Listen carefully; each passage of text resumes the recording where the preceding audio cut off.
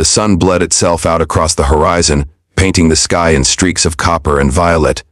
Dust devils spun like restless ghosts across the open prairie, and the cicadas sang their shrill hymn to the dying light. Out there, on a modest ranch tucked against the dry ribs of the desert hills, stood Ethan Cole, a man in his late 30s, lean from labor, his face chiseled by years of grit and quiet endurance. Ethan had never been one for words. Folks in the nearby town of Red Rock Crossing called him dependable, steady, though a little haunted. Some said the war had carved something out of him back east, left a hollow in his eyes. Others just figured the frontier did that to a man, turned him hard and quiet if he wanted to last. His land wasn't much. A sagging 2-room house, a wide stretch of arid pasture dotted with stubborn mesquite, and a barn older than memory itself. The barn leaned slightly to one side like an old drunk, its beams blackened by time, its loft full of dry hay and barn swallows that nested year-round. But that barn, unknown to Ethan, unknown to anyone, hid a secret that would split his life in two. That evening, Ethan was mending a busted stirrup by lamplight when he heard it. A sound beneath the barn floorboards. Not the scurry of mice. Not the hollow creak of old timbers.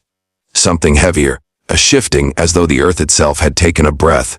He froze. His dog, a shaggy mutt named Boone, raised his hackles and gave a low growl. "Easy, boy," Ethan muttered, though his own chest tightened. The sound came again, a dull dragging scrape beneath his boots. For a long moment, he listened. The wind rattled the barn's planks, owls hooted in the trees. Then, silence. He might have written it off as his imagination, but Ethan wasn't the sort to imagine things. So when dawn spilled across the land the next morning, he brought out a shovel and a lantern, and he pried up the warped boards of the barn floor. What he found wasn't a nest of vermin, nor a hollow where rain had caved the ground. It was a hole, a dark, narrow shaft dug into the earth, framed by crude timbers that looked older than the barn itself. The smell hit him first, damp, mineral-rich, carrying the faintest whiff of rot, like something long buried had been waiting. Boone barked and refused to go near it. Ethan leaned close, lantern stretched out. The flame's glow licked across a dirt tunnel slanting down into blackness. A tunnel wide enough for a man to crawl through. For 2 days, he left it alone. Went about his chores, tried to ignore it. But the tunnel gnawed at his thoughts like a burr under a saddle. Who dug it? When? And why beneath his barn of all places? On the 3rd day, he couldn't stand it. He strapped on his revolver, slung the lantern at his side, and dropped to his knees. "Stay here, Boone," he whispered, though the dog whimpered as if it already knew what Ethan didn't, that no man crawls willingly into the underbelly of the earth and comes back the same. Ethan slid into the tunnel. Dirt. The descent felt endless. Dirt pressed in on all sides, damp and cool. The lantern light jittered along roots clawing down through the ceiling, twisted and skeletal. The air smelled older the deeper he went, until Ethan swore he was breathing in centuries. At last, the crawl opened into a wider chamber. Ethan crouched low, lantern raised. His boots sank into loose soil. The chamber's walls bore marks, scratches, gouges, as if dug not with shovels but clawed hands. And on the far wall, half buried under fallen dirt, something glimmered. He approached, brushing soil away. It was wood, smooth carved, a plank of some kind embedded like a doorframe. Strange symbols were etched into it, sharp lines that spiraled inward, foreign yet deliberate. His pulse quickened. The ranchers of Red Rock Crossing traded stories of hidden caches left behind by bandits or lost mines from Spanish explorers. But this didn't look like treasure. Didn't look like anything belonging to men. The lantern flame guttered, shadows twitching. Then, a sound, faint, whispering, as though the dirt itself spoke. Ethan's throat went dry. "Who's there?" He barked, revolver out. His voice cracked against the earth, came back to him hollow. No answer. Just the faint hiss of whispers, rising and falling, words he couldn't understand. He backed away, chest pounding. His instincts screamed at him to leave it, cover the hole, burn the barn if he had to. But his pride wrestled with his fear. He was a man of the frontier. He didn't scare easy. He'd survived bullets, drought, and famine. He wasn't about to be rattled by whispers in the dirt. So Ethan did the one thing he'd later wish he hadn't. He pressed his palm against the carved plank. The wood was warm, and the moment his skin touched it, the whispers stopped.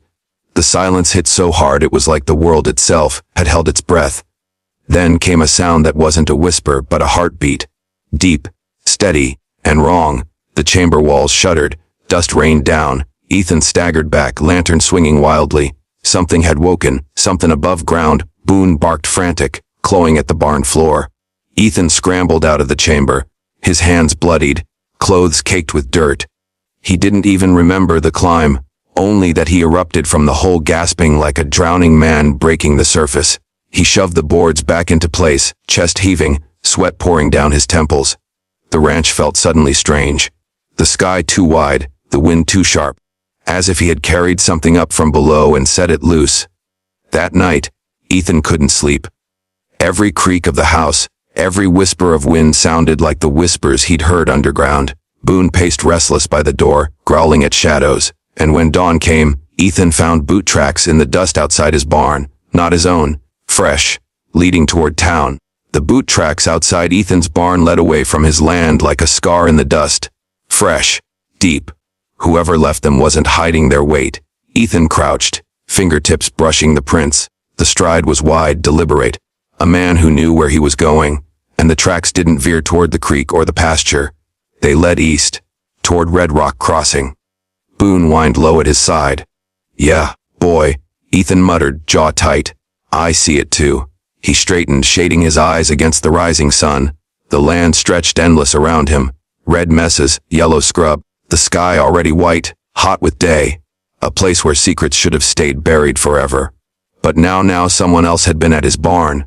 Someone who knew. Like Red Rock Crossing, the town wore its hardships like an old coat, patched and threadbare, but stubbornly hanging on.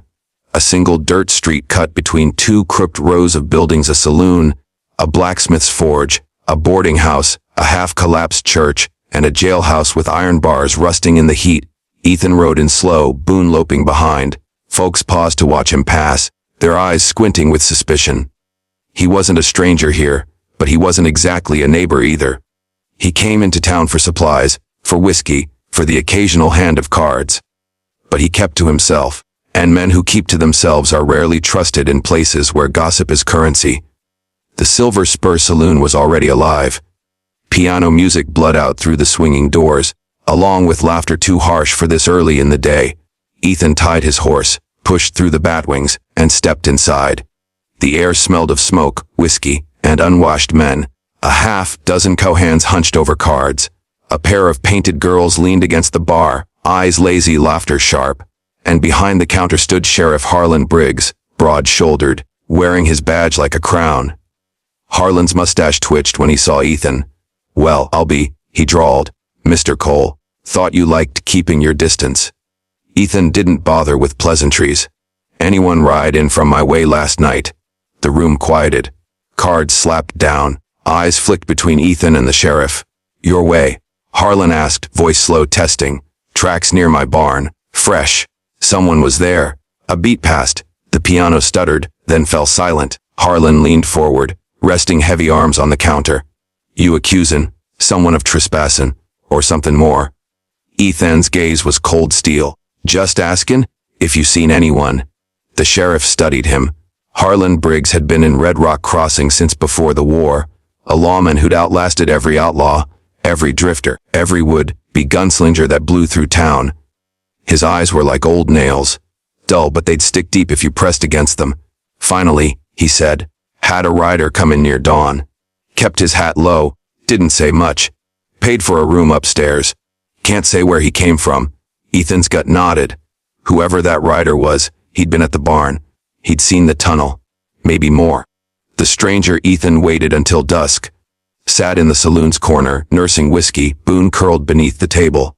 When the stranger finally came down the stairs, Ethan knew it instantly. Tall, broad-shouldered, coat too fine for this dusty town. His boots were caked with fresh dirt, red as the soil around Ethan's ranch. He moved with the easy grace of a man who'd seen violence and lived through it. And when the stranger's eyes swept the room, they lingered on Ethan for a fraction too long. Recognition. The man tipped his hat to the bartender, ordered whiskey, and took a seat by himself. Ethan didn't wait. He rose, walked over, and sat across from him without asking. Boone growled under the table. The stranger smiled faintly, though it never touched his eyes. "You're the rancher," he said. His voice was smooth, Eastern maybe, but weathered enough to pass.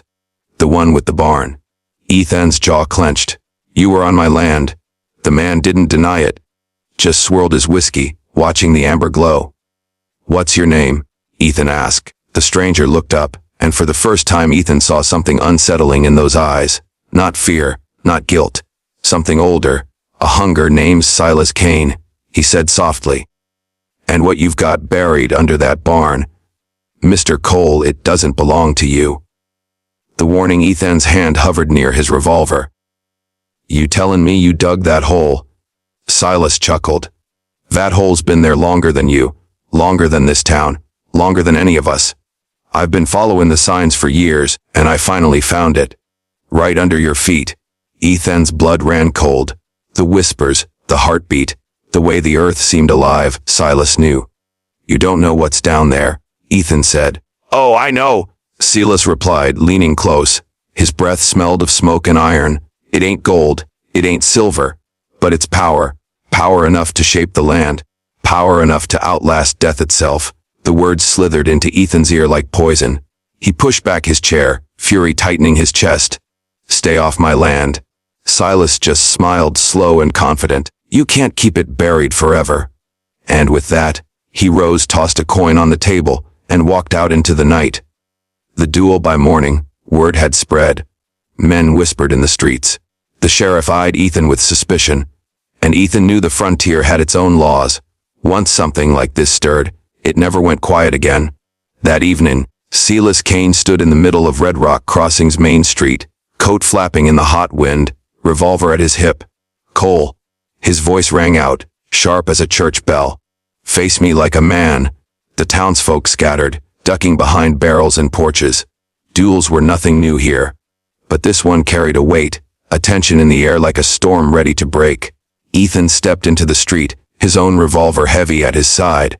Boone barked once, then fell silent. The sheriff shouted from the boardwalk, "Don't do this, Cole. Don't bring blood to my town." But Ethan didn't hear. His eyes were locked on Silas. The two men faced each other in the fading light, dust swirling between them. Time stretched thin. Silas grinned, fingers twitching near his holster. Ethan's hand hovered, steady as stone. Then, the bells of the church tower groaned in the wind. Silas drew. Ethan drew. Two shots cracked like thunder. Smoke coiled. Silence fell. Silas staggered, clutching his shoulder, blood soaking through his coat. But he didn't fall. Didn't cry out. His eyes blazed with something unholy, something wrong. He smiled through the pain. "You'll see, Cole," he hissed. "You'll see what waits below." Then he collapsed into the dust. The aftermath, the sheriff dragged Silas away, muttering curses. The townfolk whispered that Ethan had killed him, though some swore they'd seen Silas still breathing. But Ethan didn't stay to explain. He saddled his horse, Boone at his heels, and rode hard back to the ranch. Because deep down, he knew the truth. The tunnel hadn't just been found. It had been opened. And Silas Kane wasn't the kind of man death would hold on to for long.